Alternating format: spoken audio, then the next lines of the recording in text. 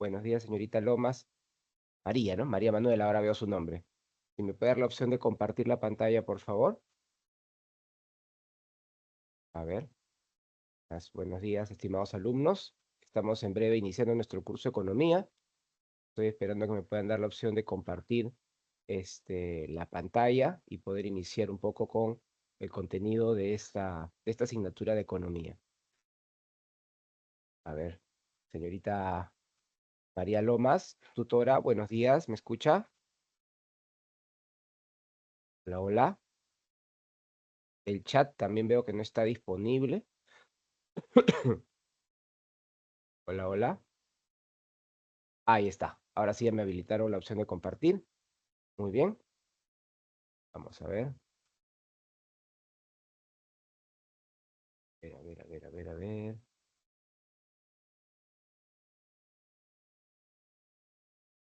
Partido, paralelo. A ver. Sonido, sí. A ver.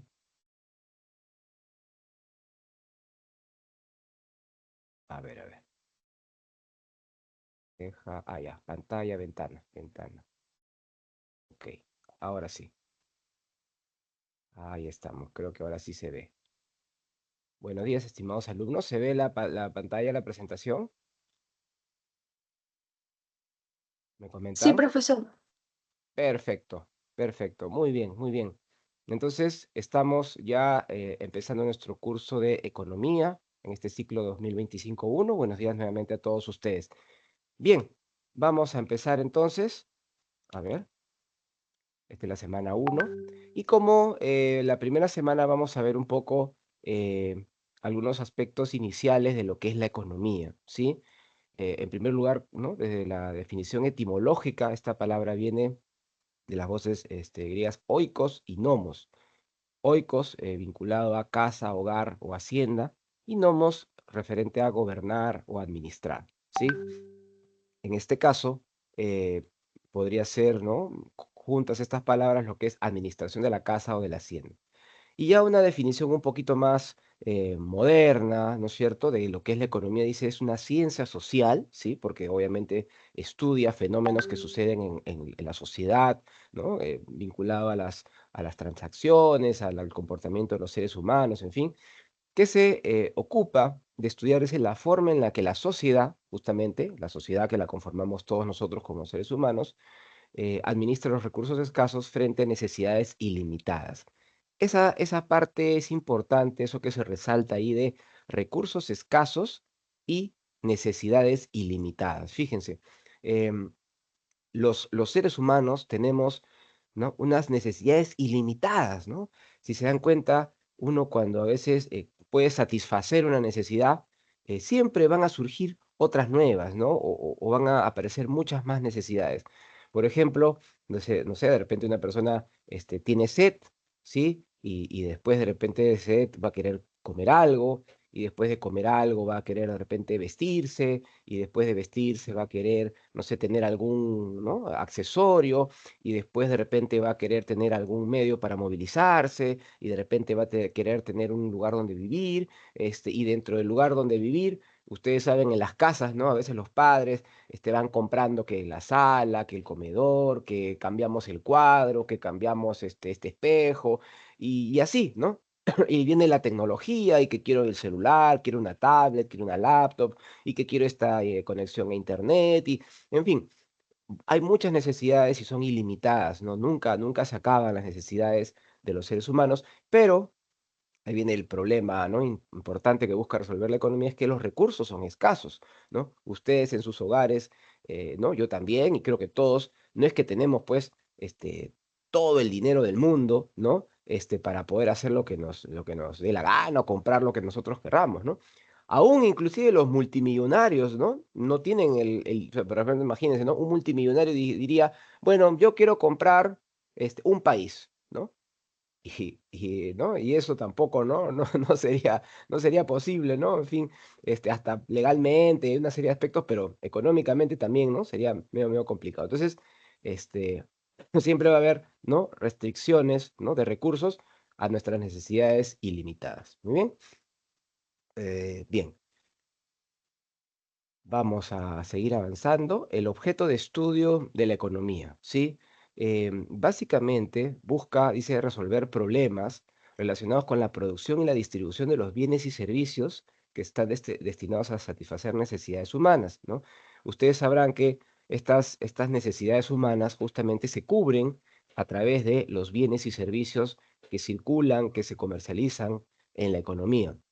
Entonces, eh, muchas veces, a veces hay escasez de algún producto o sobreproducción de otro, ¿sí? Entonces, esas, esas situaciones ¿no? de la producción y la distribución, porque a veces de repente no llegan los recursos o los productos a ciertas zonas y a otras sí. Entonces, todos esos problemas busca resolver la economía porque con los bienes y servicios los seres humanos satisfacemos nuestras necesidades. Muy bien. Como finalidad, dice, una ordenación y clasificación de los fenómenos económicos para determinar leyes económicas y satisfacción de necesidades de bienestar.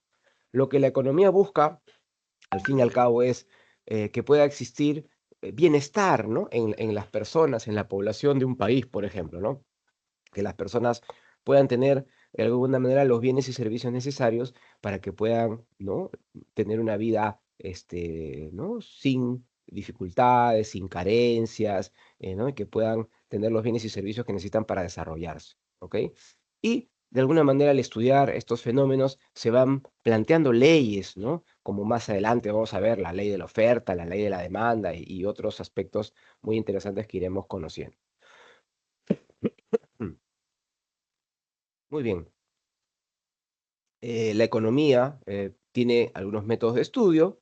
Un primer método inductivo que va, dice, de lo particular a lo general, ¿no?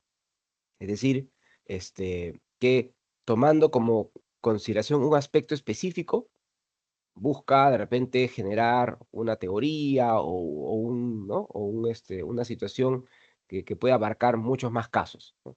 Y también va, ¿no? O estudia, ¿no? Un método de estudio que utiliza es el deductivo, que al contrario, ¿no? Va de lo general a lo particular, ¿no? Que encuentra situaciones o aspectos de manera general que se pueden ir produciendo y que va a algún aspecto específico, ¿no? Entonces, por ejemplo, acá se plantean algunos ejemplos, ¿no? Dice, una premisa particular, dice, cuando el precio de la naranja aumenta, ¿no? Se disminuye el consumo, ¿no?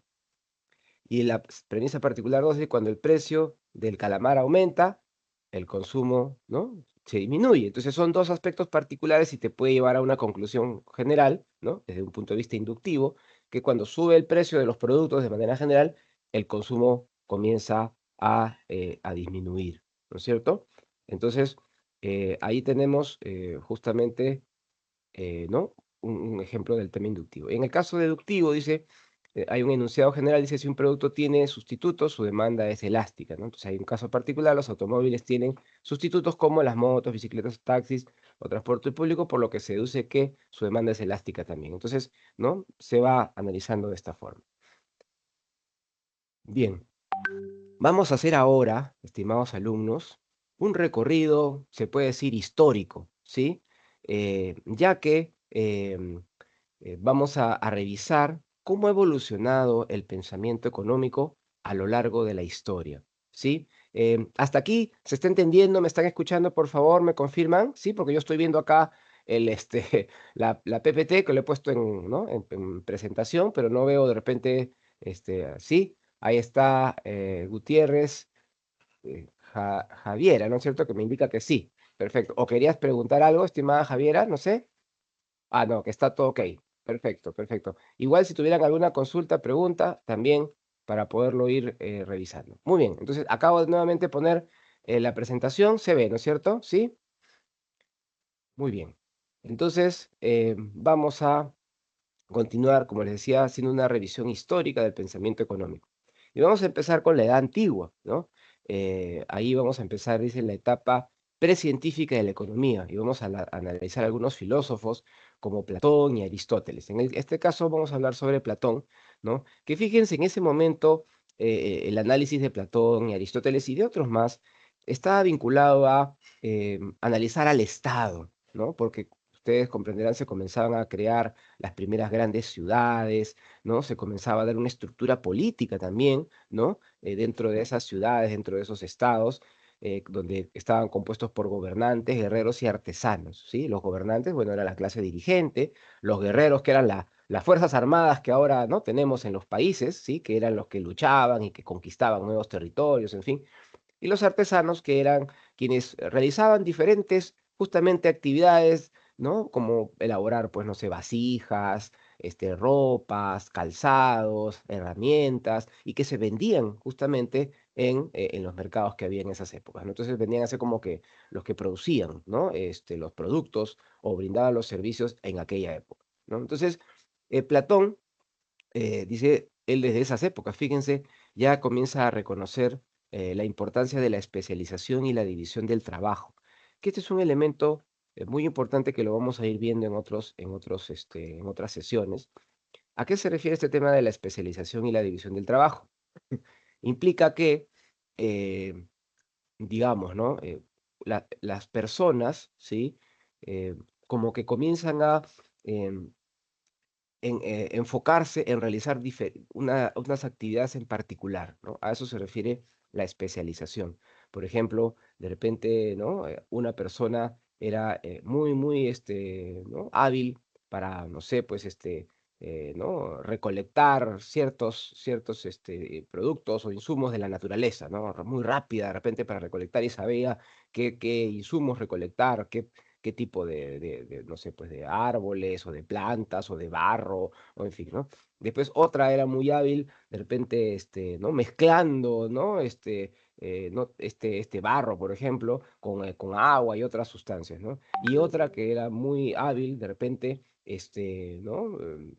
Dándole forma a ese barro, y otra era muy hábil, ¿no? Dándole algún diseño, pintándole algo a esa vasija, y quedaba al final esa vasija, ¿no? Entonces, reconocía la especialización, ¿sí? En el que cada persona se especializaba específicamente en algún trabajo, en alguna tarea en particular, y en el tema de la división del trabajo, que era justamente una consecuencia de lo otro, ¿no? Porque justamente se dividía, ¿no? De alguna manera, para hacer una vasija o para hacer una carreta, habían una serie de actividades que se tienen que hacer. Entonces se dividía el trabajo, ¿no? El trabajador uno iba a hacer una parte, el trabajador 2 otra, y así se iba cada uno especializando, y entre todos armaban mucho más rápidamente esa carreta, por ejemplo, ¿no? Por eso que era fuente de eficiencia, de productividad, ¿no? Y dice que el origen de la organización social, ¿no? Ciudad-estado. Después también Platón consideraba, dice, a las ganancias, ¿no? O al lucro y al interés, ¿no es cierto? Las ganancias o el dinero como males necesarios, ¿no? Entonces él como que tiene una mirada un poco negativa de las ganancias y de los intereses que obviamente una persona le podía cobrar, ¿no? Para poder, por prestar, ¿no?, el dinero, ¿no? Entonces lo venía como un mal necesario. Por lo que propuso un tipo de comunismo, ¿no?, a los gobernantes. Es decir, dice que la clase dirigente, según la mirada de Platón, obviamente, la clase dirigente, que eran los gobernantes y los guerreros, no debían poseer propiedad privada, ¿no? O sea que, de alguna manera, que no pudieran acumular propiedades, bienes, casas, terrenos, en fin, ¿no? Tierras, ¿no?, de cultivo. Porque obviamente esto, como vemos también de repente en nuestra realidad, ¿no?, peruana y latinoamericana, se puede prestar a la corrupción. En cambio, dice, los artesanos sí deberían tener derecho a la propiedad privada, ¿no? Aunque también bajo algún control administrativo del Estado, ¿no? Eso es lo que planteaba Platón. Luego, vamos a ver el caso de Aristóteles, que justamente es discípulo de Platón, y él estuvo un poco, ¿no?, en desacuerdo con la mirada de Platón, de este estado ideal, ¿no? Porque de alguna manera también es verdad que las cosas idealizadas, muchas veces no existen, ¿no? Él defendía más bien, fíjense, la propiedad privada para todas las clases, es decir, tanto los gobernantes, los guerreros como los artesanos debían tener derecho a la propiedad privada, a comprar su terreno, su parcela, ¿no?, su casa, en fin, ¿no es cierto?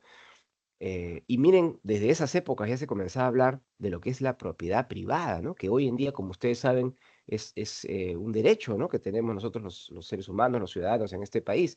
Uno compra un carro, compra un polo, compra una casa y es tu propiedad, ¿no es cierto? Y nadie te la puede quitar sin que haya una negociación, una transacción, un pago por ese bien, ¿no? Dice, Platón dice, mostró también interés por una economía administrada que garantizara la justicia y la paz social, fíjense, ¿no? Eso es algo un poquito más avanzado.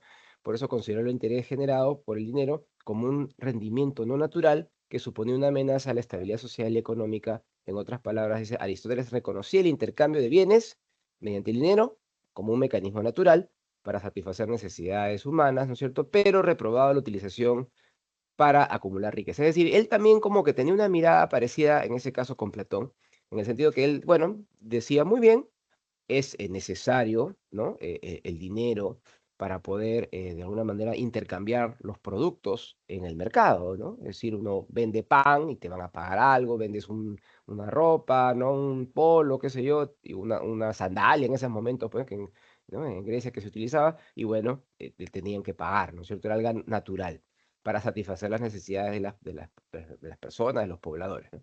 Pero de alguna manera como que miraba eh, con desazón el hecho de que pueda acumularse esa riqueza, ¿no? Y que la gente comience a ganar demasiado dinero ¿no? ¿no? Con esas actividades. Muy bien. Después pasamos, fíjense, a la Edad Media, ¿sí? En esta etapa de la historia ya comenzamos a ver, por ejemplo, el tema del feudalismo, ¿no? Que seguramente ustedes, ¿no? En sus cursos de historia también van a llevar algo de esta etapa, ¿no? De la historia humana, en donde los reyes normalmente pues tenían a los señores feudales, ¿sí? Los reyes como que le daban a los señores feudales, que eran personas de mucha confianza del rey, le daban una extensión de territorio, una extensión de tierras, y dentro de esa extensión de tierras había pues un grupo de personas, campesinos, de gente que vivía dentro de esa extensión de tierra. Entonces, allí, de alguna manera decía, pues no, por eso la propiedad legal de la tierra se encontraba en manos de los reyes y los señores feudales, quienes eran los que administraban todo esto, ¿no? Entonces, estaba caracterizada, dice, por la carencia de integridad política, económica y social. Lamentablemente, había muchos abusos, tanto de los reyes como de los señores feudales, ¿no? Con las personas, los pobladores que estaban dentro de esos territorios, ¿no? Aparece un poco el mercado porque comerciaban muchas veces, ¿no? Los productos de un lado al otro, ¿no? Por ahí dice el principal campo de estudio era la justicia, ¿no? Condenaron la usura, ¿no? Es decir, ya ¿no? Un préstamo de repente con unos intereses demasiado altos, ¿no? Por eso decía, ¿no? Que condenaba la usura como un mecanismo para generar, ¿no? Dinero demasiado, ¿no? O sea, demasiado dinero de una forma inadecuada, ¿no? Porque, pero sí reconocían que el interés justo, ¿no? Un interés adecuado era importante, ¿no? Eh, como discípulo, Tomás de Aquino tuvo a Alberto Magno y que introduce la idea dice, las necesidades humanas para la determinación del precio de los bienes, fíjense, ¿no es cierto? Y habla de el precio justo, ¿no? Fíjense, ¿no? Que ese es un eslogan que a veces algunas empresas actualmente te ponen en la televisión, ¿no? ¿no? El producto que tiene el precio justo, ¿no? Entonces, como que para que el consumidor se anime a comprar. Muy bien. Después, fíjense, viene esta escuela mercantilista, ¿no? Encabezada por Jean-Baptiste Colbert. Y fíjense, esta escuela mercantilista, se está hablando mucho de ella actualmente, fíjense, ¿no? Estamos en el año 2025, ¿no? Y estos pensamientos ¿no? Se han dado hace muchos años atrás, pero se está hablando mucho de esta escuela mercantilista, ¿por qué? Porque se menciona que justamente el nuevo presidente de Estados Unidos, Donald Trump, tiene un enfoque mercantilista, ¿no? ¿En qué se basa este enfoque mercantilista? Dice, los mercantilistas, dice, abordaron los problemas de los orígenes de la riqueza de los países, ¿no? Como que ya en esta etapa comenzaban a mirar, ¿no? Como países, analizaban la economía de entre los países, ¿no? Y dice, para ellos, dice, la riqueza no se fijaba en la producción, ¿no? No solamente, ¿no? Decía, un país es rico porque produce mucho, sino en el comercio y la circulación. Es decir, tú puedes producir mucho, pero si lo tienes ahí almacenado y no se vende, ¿no? Así como hace poco hubo, creo que la sobreproducción de papa, ¿no? Que tenían ahí la producción, mucha producción, pero nadie la compraba, no tenían cómo colocarla en el mercado y, ¿no? Perdían, ¿no? Entonces, no solamente en la producción, sino en el comercio y la circulación, es decir, en el que se pueda ¿no? comercializar, vender estos productos y que circule, es decir, ¿no? El consumidor te compra el producto, tú nuevamente produces, nuevamente sacas al mercado, te compran nuevamente y vas circulando los productos en la economía, ¿no? Entonces, ellos, ¿no? De alguna manera estaban en contra, ¿no? De el comercio internacional, ¿no? Ellos no miraban con buenos ojos el comercio internacional. ¿A qué me refiero con el comercio internacional? Cuando un país, por ejemplo, imagínense el Perú, eh, exporta, ¿no es cierto?, sus productos, ¿no? Salen de repente las chompas de alpaca del Perú y se van a China, a Estados Unidos, a Canadá, en fin, ahí estamos exportando. O de repente también el Perú necesita comprar, no sé, pues laptops, tablets y celulares, ¿no? Y los importa, es decir, le compra, ¿no? A Estados Unidos, a Inglaterra, no sé, pues a China, le compra estos productos y los trae al Perú para que se puedan consumir, ¿no? Vender dentro. Entonces, es una importación, ¿no? Traes productos de fuera hacia tu país. Entonces, el comercio internacional supone, ¿no? Exportación e importación. Muy bien. Entonces, ellos de alguna manera no estaban muy conformes con el tema de ¿no? del comercio internacional. Y más bien, fíjense, ellos desde la escuela mercantilista, dice, desarrollaban instrumentos proteccionistas de la economía interna. ¿Ok? Para, de alguna manera, impedir, ¿no? Básicamente que ingresen, productos extranjeros. Bajo la óptica de ellos, ¿no? De la escuela mercantilista, estaba bien que el país, de alguna manera, pueda exportar, ¿no? Que pueda vender productos a otros países, con lo cual ingresa dinero a su economía. Pero ellos estaban, en contra o buscaban reducir al máximo la importación, ¿no? Es decir, que no ingresaran productos de otros países porque ellos querían proteger la industria nacional, ¿no? Ellos decían, ¿no? Que el país, tenía que desarrollar sus productos y venderlos y, en todo caso, y exportarlos, ¿no? Pero que no hubiera, ¿no? Importaciones. Por eso que cobraban aranceles. Los aranceles son justamente un tipo de impuesto que se cobra a los productos que ingresan de otros países a nuestro país, por ejemplo, ¿no? Entonces, por eso postulaban, dice, la intervención activa del Estado en la vida económica, ¿no? Este, para que ingrese al país, dice, la mayor cantidad de dinero, ¿no? A través de las exportaciones y saliera lo menos posible a través de las importaciones. Muy bien, entonces, justamente, de alguna manera, pues, ¿no? Se menciona mucho esta escuela con el caso de Donald Trump, que lo que está haciendo es más bien, por eso dice, aumentando los aranceles a México, a Canadá, a China, para que sus productos no entren a Estados Unidos y que más bien Estados Unidos produzca estos productos y se vendan en su mercado, ¿no? Muy bien. Luego tenemos la escuela fisiocrática, representada por François Quesnay, surge en Francia en el siglo XVIII, ¿no? Como una oposición al mercantilismo. Es decir, esta escuela fisiocrática de alguna manera no está de acuerdo con este mercantilismo que acabamos ¿no? de plantear, y que plantea que la riqueza desde un país se encuentra en el mayor aprovechamiento del factor tierra, ¿no? Entonces ellos más bien le daban importancia al aprovechar de mejor manera la tierra que tenemos, ¿no? Dentro del país, ¿no? Que sea más productiva, que se pueda producir más, etc. Y se convierte en la primera escuela de pensamiento en la economía que combina el estudio de la economía y la matemática, ¿no? Comienza a incluir ahí algunos cálculos matemáticos para poder analizar la economía, ¿no? La palabra fisiocracia, dice, significa poder de la tierra, ¿no? Para esta escuela la producción significaba creación de un excedente, es decir, es productiva aquella industria que produce más de lo que consume en el proceso. ¿Cómo se entiende esto, no? Es decir, nosotros producimos, ¿no? Una serie de productos y de alguna manera vamos a producir una cantidad mayor de productos, ¿sí? Que los vamos a vender, obviamente, y que nos va a dar un dinero, ¿no? Esa venta, y que obviamente para poder producir eso vamos a consumir, ¿no? Una serie de recursos. Entonces, pero si nosotros producimos en una cantidad mayor y vendemos eso a una cantidad mayor de lo que nosotros producimos y consumimos, entonces vamos a tener un excedente, ¿no? Producimos 10, consumimos, ¿no? De repente 7, hay un excedente. Entonces, eso, ahí está la riqueza, ¿sí? Muy bien. Y también dice, rechaza la participación del Estado y plantea la libertad en las actividades económicas, ¿no? Acuérdense que la escuela mercantilista hablaba más bien de un control del Estado, del tema de los aranceles y estas cosas. En este caso, ¿no? La escuela fisiocrática decía, no, más bien que ¿no? El Estado no participe y que más bien, ¿no? Hay una libertad para poder realizar las actividades económicas.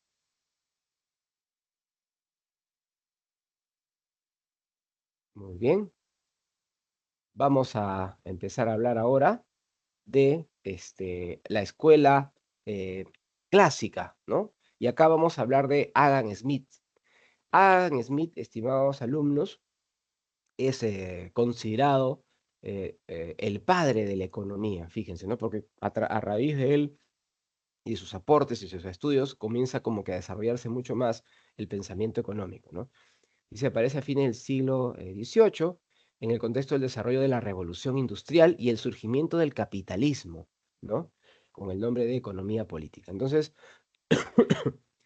acá quiero comentarles, este es un punto importante, el tema de la revolución industrial. Fíjense, eh, llega un momento en la humanidad en donde la tecnología, como ahora que, ¿no? que sigue cambiando y sigue evolucionando, pero en ese momento la tecnología comienza a avanzar y comienza a dar la posibilidad que los seres humanos comiencen a construir máquinas, máquinas que puedan hacer muchos trabajos o muchas actividades mucho más rápido ¿no? Y en mayor cantidad de producción, ¿no? Comienza a aparecer la máquina de vapor, por ejemplo, ¿no es cierto? Luego ya se comienza a trabajar con la electricidad, ¿no? Y desde allí, bueno, ya no hemos parado porque, ¿no? Hay una serie de revoluciones industriales hasta la actualidad, ¿no? Que estamos hablando de la inteligencia artificial, todo el tema digitalización, en fin, ¿no? Pero en esas épocas obviamente no estaban, ¿no? Con los celulares, la inteligencia artificial, pero sí comenzaban a aparecer las primeras máquinas, como les decía. Y eso genera que comience a aparecer la industria. ¿A qué me refiero con la palabra industria? Me refiero a una empresa, ¿sí? Una empresa que es ¿no? Que es propiedad de una persona o de un grupo de personas que son los inversionistas, los capitalistas que tienen el capital, ¿no? Para poder, ¿no? Constituir esta empresa. Y que esta empresa, ¿no? O esta industria, comienza, pues, ¿no es cierto?, a, ¿no? comprar, ¿no? Una serie de insumos, a contratar a muchos trabajadores para que puedan laborar en las fábricas y poder comenzar a producir a gran escala una serie de bienes, ¿no? Para poderlos comercializar en el mercado. ¿Qué sucedía antes de la revolución industrial? Había muchas necesidades de los seres humanos, ¿sí? Pero la capacidad productiva ¿no? Antes de la revolución industrial era limitada. Se producía normalmente a través de los talleres, los artesanos, ¿no? Los famosos artesanos que hemos hablado hace unos instantes, siguieron existiendo por mucho tiempo y eran los artesanos, el artesano que te hacía el pan, el artesano que te hacía la carreta, el artesano que te reparaba la carreta, el herrero de repente, ¿no? El artesano que te hacía el calzado, el artesano que te hacía los muebles, el artesano que te hacía las vasijas o los utensilios ¿no? el hogar, en fin, ¿no? Entonces, la ropa y así, ¿no? Entonces, era un artesano con un grupo de trabajadores, ¿no? Y que tenían una producción, ¿no? Determinada, pues, al día, o a la semana, o al mes, que no era tanta, ¿no es cierto? Entonces, con la llegada de las máquinas, de la tecnología, se conforman las industrias y ahí se producía en grandes cantidades, ¿no es cierto? Y por eso que surge, dice, el capitalismo, porque habían, ¿no? Personas que comenzaron a acumular mucho dinero, que comenzaron a invertir, a crecer en sus industrias y que eran, ¿no? De alguna manera, los que tenían mucho poder por el dinero que tenían y que habían acumulado, ¿ok?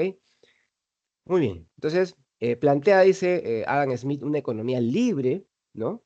¿no? De libre comercio, sin la intervención del Estado. Acá también, fíjense, tienen una mirada de libre comercio sin que el Estado intervenga. Después también dice que el trabajo, dice, como fuente de la riqueza, ¿no? En última instancia depende de la división del trabajo y la especialización, ¿no? Hablan nuevamente, fíjense, ¿no? Platón comenzó a hablar de la división del trabajo, la especialización. Acá Adam Smith también refuerza ese concepto, ¿no? Y que dice, para aumentar la riqueza de una nación se tenía que aumentar el factor trabajo y el grado de productividad. Es decir, ¿no? Si tus trabajadores, porque el factor trabajo habla de los trabajadores, las personas que laboran en las fábricas, ¿no? Y la productividad implica que las personas producen cada vez más con los mismos recursos y en el mismo tiempo, ¿no? Por ejemplo, ¿no? Un obrero, este, ¿no? O un operario, no sé, en una fábrica puede hacer 5 sillas al día, ¿no? Ese operario puede, ¿no? Armar 5 sillas en un día, el operario uno. Y el operario 2, ¿no? De repente arma 7 sillas en un día. Entonces, el operario 2 será más productivo que el operario uno porque puede producir un poco más, ¿no? Entonces, ¿de qué dependerá de repente esa mayor productividad? De su capacitación, de su mayor especialización, que de repente, ¿no? Tiene más conocimientos para hacer las cosas mucho más rápido, o tiene mejores máquinas o herramientas para poder hacerlo más rápido. Entonces, allí también, ¿no? Se iba viendo estos aspectos. Como se mencionaba, es considerado el, ¿no? el padre de la economía por un libro que se titula Investigación sobre la naturaleza y causas de la riqueza de las naciones. Y mencionó aspectos como la teoría del valor y el tema de la especialización que hemos comentado hace unos instantes. Uy, pasó, ahí está. Muy bien. Continuando con esta escuela, ¿no es cierto?, clásica, tenemos a David Ricardo, ¿no?, que utilizó también el método deductivo para construir un sistema de pensamientos, ¿no?, vinculados a teoría de la renta, el principio de la población de Malthus y el tema de los salarios. En el caso de la teoría clásica de la renta, se aplica la ley de los rendimientos marginales decrecientes, ¿no?, para determinar la renta agrícola. Este tema de los rendimientos marginales decrecientes lo vamos a ver más adelante en, ¿no?, en la segunda sesión o tercera sesión, así que ahí lo vamos a explicar con mayor detalle. También dice, abordó el estudio del comercio internacional, ¿no?, introduciendo la teoría de la ventaja comparativa, en la que pretendía demostrar que un país incluso se puede beneficiar al importar mercaderías en la que es absolutamente más eficiente que el otro país, ¿no? Para poder dejar de producir, ¿no? O especializarse en los que es más productivo. ¿A qué se refiere este tema, no? Dice, ok, un país de repente puede ser mejor, ¿no? En producir ¿no? y comercializar unas mercaderías. Por ejemplo, no sé, en el Perú podemos ser, ¿no? Mejores en elaborar chompas de alpaca, por ejemplo, porque la alpaca inclusive es un animal oriundo del Perú, ¿no? Acá hay muy buenos artesanos, mucha industria textil, entonces podemos ser muy buenos en eso. Pero de repente, ¿no? No tenemos mucho desarrollo tecnológico y quizá tengamos que comprar las laptops, por ejemplo, o los celulares del extranjero, ¿no? Porque nosotros no somos especializados en elaborar laptops o tablets o celulares. Entonces nosotros exportaremos de repente a China nuestras chompas de alpaca, ¿sí? Pero importaremos de China, ¿no? Las laptops, las celulares y todos esos aspectos, ¿no? Entonces, a eso se refería. Nosotros nos especializaremos en las chompas de alpaca y ellos en elaborar sus celulares, tablets y demás. Bien. Acá viene luego una escuela marxista, ¿sí? La escuela marxista justamente surge como una oposición o una mirada diferente a el pensamiento, ¿no? O al enfoque capitalista, ¿no? Que hablaba, por ejemplo, Adam Smith, ¿no es cierto? Este, ¿no? En sus postulados. Y de alguna manera tiene un origen, ¿no? En cuanto a algunas desigualdades que se estaban dando, o bueno, bastantes desigualdades en este caso que se daban en esos momentos en la revolución industrial. Les había hablado, ¿se acuerdan? De la revolución industrial, de los capitalistas que eran los que, ¿no? Comenzaban a amasar fortunas, que eran los dueños de las fábricas, en fin. ¿Y qué pasaba? Que estos dueños de las fábricas, de estas grandes empresas en ese momento, si bien es cierto, estaban interesados en producir más, en hacer más productos, en ser más eficientes y que todo eso, pero descuidaron el factor humano, ¿no? En las fábricas, los trabajadores, los operarios en aquellas épocas, no tenían, por ejemplo, una legislación laboral como ahora, ¿no? Que se dice que trabajan 8 horas las personas, en fin, ¿no? Sino que ahí trabajaban largas jornadas, 10, 12, 14 horas al día, ¿no? Y les pagaban de repente poco, y también estaban en unas condiciones, ¿no?, ambientales no tan buenas, ¿no? Porque, ¿no?, había una serie de inconvenientes dentro de las fábricas que estaban hacinadas de gente trabajando, y no había mucha ventilación, y no había espacios de repente para que coman los trabajadores. No había, pues, ahora como ahora, por ejemplo, tenemos, ¿no?, una ley de seguridad y salud en el trabajo, ¿no?, actualmente, pero en ese momento no existía, ¿no? Entonces, comenzaban a haber serios descontentos de los trabajadores, de los operarios, contra, ¿no?, las condiciones de trabajo. Y es en ese momento en que comienzan a surgir los sindicatos, que eran grupos de trabajadores que se organizaban para hacer protestas ante, ¿no?, los dueños de la empresa, y hacían las famosas huelgas o paralizaciones para que los dueños de la empresa puedan mejorar las condiciones de trabajo de estos colaboradores. Entonces, en ese escenario, ¿no? En ese escenario de crítica social, ¿no? Hacia ¿no?, el comportamiento de repente desmedido de los capitalistas, o, ¿no? Que eran los dueños de las fábricas, que no tenían estas consideraciones con los trabajadores, es que surge esta escuela marxista, ¿no? Entonces, ¿no? Justo es una situación que impulsaba cambios y revoluciones, ¿no?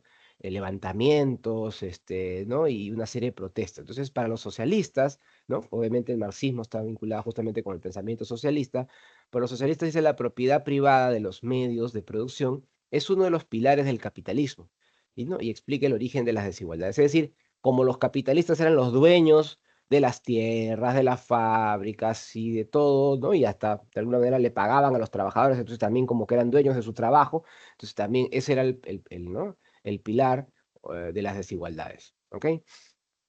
Muy bien, entonces también hay un aspecto importante acá que se mencionaba, es el tema de la teoría de los salarios, donde se explica que el valor de la fuerza de trabajo puede dividirse en una cantidad necesaria para la subsistencia del trabajador, denominada trabajo socialmente necesario, ¿no?, que determinaba el salario del trabajador, y la cantidad que puede ser mayor o menor que la otra, denominada plusvalía, la cual es retenida por el capitalista.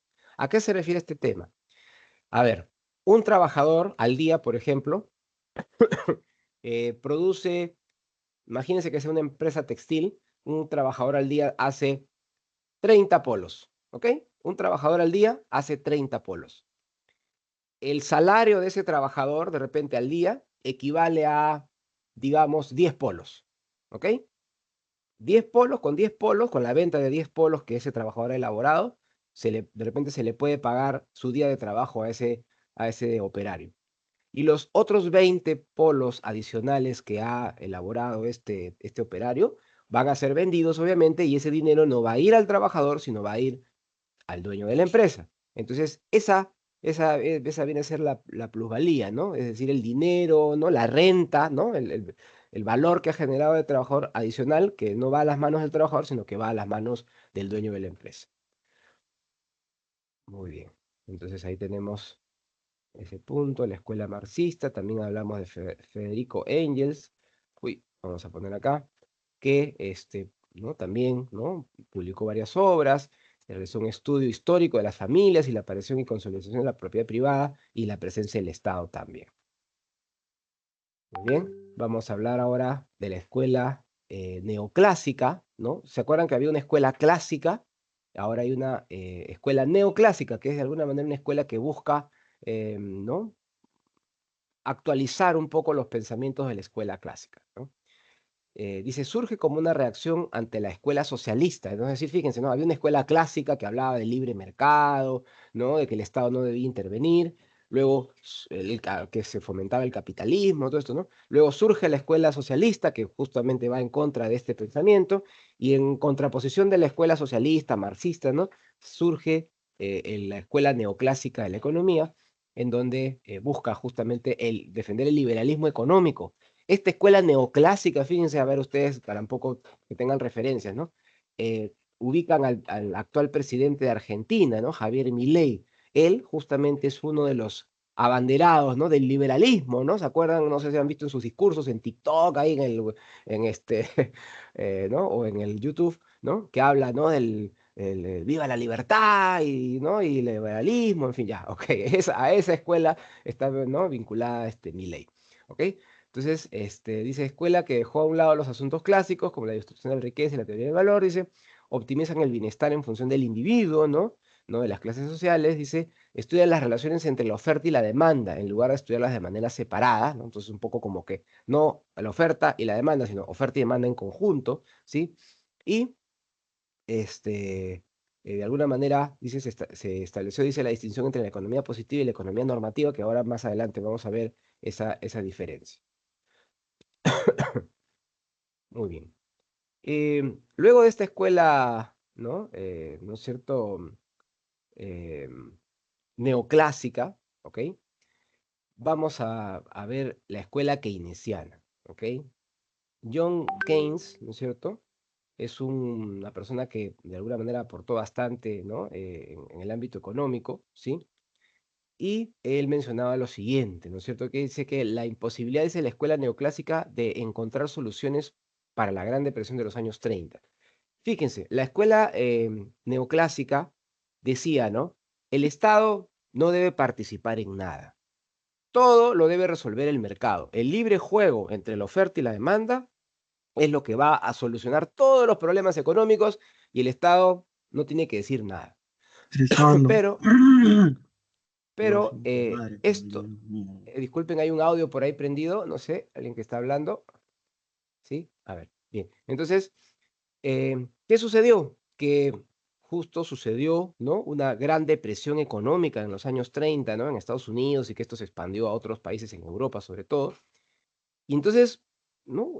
Y decían, oye, ya este tema, esta mirada de que el libre juego y la oferta y la demanda van a solucionar todo, no nos está ayudando. Entonces tenemos que ver cómo es que nosotros podemos, ¿no? Solucionar esta situación. Entonces ahí viene el planteamiento que el Estado, ¿no es cierto?, pueda intervenir en la economía a través de la aplicación de políticas económicas. Fíjense. Es decir, ¿no? Y haya mucha oferta, demanda, mucha cosa así, que ¿no? El mercado lo va a arreglar todo, pero no arregla nada. Entonces, el Estado como, ¿no? ¿No? El gobierno de un país que es el responsable de buscar el bienestar, el desarrollo, el crecimiento de su pueblo, dice, no, no, un momentito, nosotros como Estado no podemos, ¿no? Dejar de mirar esta situación y tenemos que intervenir. Entonces, comienza a plantear el desarrollo de políticas económicas con las cuales el Estado tiene una manera de ir buscando corregir, ¿no? No sé, reemplazar a las empresas privadas, no, sino que buscar a través de una serie de políticas tratar de ir corrigiendo, mejorando, ayudando a que la economía se encauce para que la oferta y la demanda ya siga funcionando de manera adecuada, ¿ok? En ese contexto, fíjense, es que surge otro aporte, ¿no? Que es la escuela monetarista de Milton Friedman, ¿ok? Milton Friedman también, ¿no? Dice, ok, es importante las políticas económicas, ¿no es cierto? Pero hay algo importante, ¿no? Esta es una escuela monetarista, ¿por qué? Porque justamente él busca mejorar el funcionamiento de la economía a través del control de la cantidad de dinero que está circulando en la economía. Entonces, gracias, por ejemplo, a esta escuela monetarista, ¿sí? Los países en el mundo tienen un banco central de reserva, ¿no? Se llamará de repente de manera diferente en cada país, pero ¿no? Por ejemplo, en Estados Unidos creo que es el Tesoro del Estado o algo así, no sé, en fin, ¿no? Pero en este caso, nuestro querido Perú es el Banco Central de Reserva, o la Reserva Federal, o algo así, no sé, en Estados Unidos. Pero bueno, en el caso peruano es el Banco Central de Reserva, y de alguna manera, esa entidad va justamente moviendo o realizando ciertas acciones para poder ir, ¿no? Controlando la masa monetaria y disminuir los niveles de inflación, ¿no? Porque obviamente el fenómeno de la inflación, es algo que también vamos a ver más adelante en este curso, es el hecho de que los precios suben de manera sostenida a lo largo del tiempo, ¿no? Con lo cual Tú de repente, ¿no? Vas a la bodega y antes con un sol te comprabas un paquete de galletas, por ejemplo, ¿no? Pero al día siguiente vas y te dice la señora, no, ahora vale un sol 50. O sea, ya con tu sol ya no te alcanza. Vas al siguiente día y te dice, ahora vale 2 soles. Vas a un siguiente día y ahora vale 2,50. Entonces ya tu sol cada vez compra menos, ¿no? Y necesitas más plata y en fin, ¿no? Entonces son problemas, ¿no? De índole monetario que se pueden ir dando. Muy bien. Acá está justamente este aspecto que yo les comentaba de la división de la economía, ¿no? La economía, ¿no? Comienza a dividirse en dos grandes grupos, ¿no? Por un lado, la economía positiva y de otro lado, la economía normativa. Es decir, la economía positiva es lo que es decir, lo que está sucediendo en este momento ¿no? en el ámbito económico de un país, por ejemplo, ¿no? Y la economía normativa dice lo que debería ser. ¿Por qué? Porque está vinculado a ciertas lineamientos, políticas o normas, ¿no? Para poder de alguna manera hacer que la economía se comporte como debe de comportarse según los lineamientos que se tienen en el país. ¿Ok? Entonces, dentro de la economía positiva tenemos la economía ¿no? descriptiva, que lo que hace es un poco proporcionar datos, ¿no? Proporcionar datos sobre lo que está aconteciendo ¿no? En el mercado, ¿no? Por ejemplo, no sé, pues el precio del kilo de papa, ya, ahí está, es un dato, ¿no es cierto? Está describiendo en ese momento cuánto está el kilo de papa. Ahora, en la economía positiva tenemos la descriptiva y tenemos también la teoría económica, ¿no? Dentro de la teoría económica hay un estudio de la microeconomía y de la macroeconomía. Y estas dos tienen una diferencia importante, ¿no? Cuando se habla de la microeconomía, se habla del comportamiento individual de las familias o las empresas. Entonces, por ejemplo, este, si quieren estudiar, por ejemplo, ¿no? Van a la casa de alguno de ustedes y comienzan a analizar qué compran, cuándo compran, en qué cantidad compran. Eso, por ejemplo, es un estudio microeconómico, ¿ok? Y de otro lado tenemos la macroeconomía que busca un comportamiento global, ¿no? Entonces, por ejemplo, si se comienza, ¿no? se analiza cuáles son los principales ¿no? productos que se compran, ¿no? a nivel de toda la economía en el país, ahí sería ¿no? un análisis macroeconómico, ¿no? Por ejemplo, ahí, ¿no? en el ámbito macroeconómico vamos a ver más adelante, inclusive en una sesión, lo que es el PBI, ¿no? y otros indicadores que van dando cuenta de qué tan bien o mal está la economía, que si está creciendo o está decreciendo. Y en cuanto a la economía normativa, que es lo que debería ser, se habla de las políticas económicas que mencionamos hace unos instantes, que son medidas justamente que el Estado, no la oferta y la demanda, sino que el Estado, ¿no? plantea para mejorar el bienestar de las familias, de las personas ¿no? en su país. Y hablamos de la política fiscal, ¿sí? El gasto del Estado, los impuestos, en fin, y la política monetaria, que es la que acabamos de ver en la escuela monetarista a través del Banco Central, controlando la inflación. Muy bien, entonces ahí tenemos esa división de la economía. Bien, estamos creo que a unos 5 minutos de acabar nuestra sesión. Hay algunos problemas económicos que busca resolver la economía, ¿no? Qué bien producir, cómo producir, para quiénes producir, dónde producir y cuándo producir. Acá, este es un punto sí que me gustaría resaltarlo, que es importante que ustedes lo tengan muy presente. Existen sistemas económicos en el mundo, fíjense, y de todo lo que hemos conversado, ¿no? en estas escuelas de la economía, podemos distinguir ahí que hay estos tres sistemas. Fíjense, miren. Primero, tenemos, dice, un sistema de economía de mercado, ¿ok? Entonces aquí dice que bajo esta mirada de la economía de mercado, eh, ¿no? No hay una intervención del Estado, ¿no? Para nada, y hay un libre juego de la oferta y la demanda, ¿no es cierto? Y que todo se va a resolver con el mercado. Por eso dice, ¿no? Las preguntas del problema económico se resuelven en el mercado, mediante la interacción voluntaria de las personas. Las familias son libres de elegir los bienes que compran según sus necesidades, las empresas eligen sus métodos de producción más eficientes. Es decir, ¿no? El Estado interviene, ¿no? O casi no interviene, y es el libre juego de la oferta y la demanda ¿no? el que actúa, ¿no? Es un poco vinculado a la escuela clásica, a la escuela neoclásica, en fin, ¿no es cierto? Después tenemos una economía de planificación central, fíjense, economía de planificación central, en donde dice todas las decisiones económicas se toman desde un gobierno central. Es decir, ahí el Estado es el que maneja la economía, ¿no?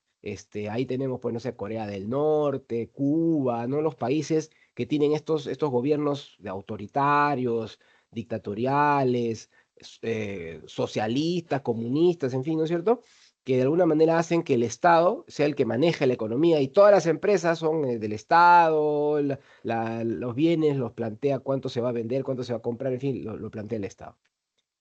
Y después tenemos sistemas de economía mixta, en donde aquí, ¿no? Es una combinación, ¿no? Es decir, hay el libre juego de la oferta y la demanda, pero el Estado puede intervenir para corregir, pero solamente para corregir algunos problemas. Entonces, por ejemplo, hay un poco de inflación, comienza a incrementarse la inflación en el Perú, el Banco Central de Reserva comienza ahí a actuar para poder, ¿no? bajar la inflación. De repente, no sé, disminuye el empleo, ¿no? en el país, los ingresos de las familias, de repente el Estado, ¿no? sale a querer hacer obras, a desarrollar proyectos para que la gente trabaje, las empresas se muevan ¿no? Y comienza a dinamizar un poco la economía, ¿no? O de repente disminuye un poco los impuestos, para que la gente tenga un poquito más de dinero y que comience a reactivarse la economía. Entonces, el Estado, ¿no? Toma estas acciones para corregir algunos aspectos en la economía.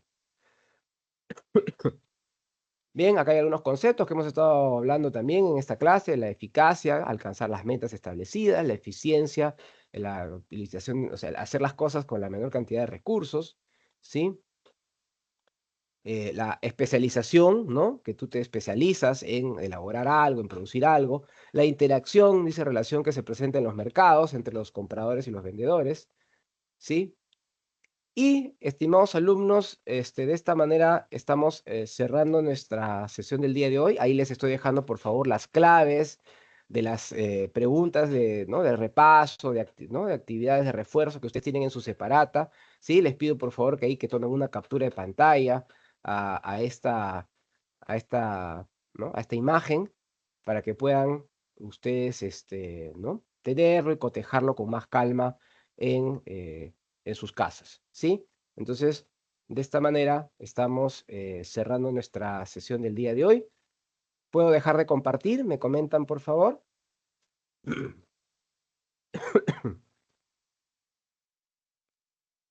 ¿Sí? ¿Me confirman si ya todos pudieron tomar nota de estas respuestas? Si es que tomaron su foto, hicieron su captura de pantalla, lo que ustedes deseen. ¿Sí? ¿Me confirman? Hola, hola. A ver, bueno, dejaré de compartir porque ya son 8:25, seguramente van a tener alguna otra clase. Ahí está, muy bien, la señorita Javiera me dice que ya está todo ok. Perfecto, entonces, estimados alumnos, muchas gracias por su asistencia, por su participación también ahí con los emoticones o con las señales ahí en la clase. Nos estaremos reencontrando el próximo lunes, ¿no? A la misma hora de 7:30 a 8:25 para ver un nuevo tema de este interesante tema de la economía. Muchas gracias a todos, que tengan un buen día, una buena semana. Gracias.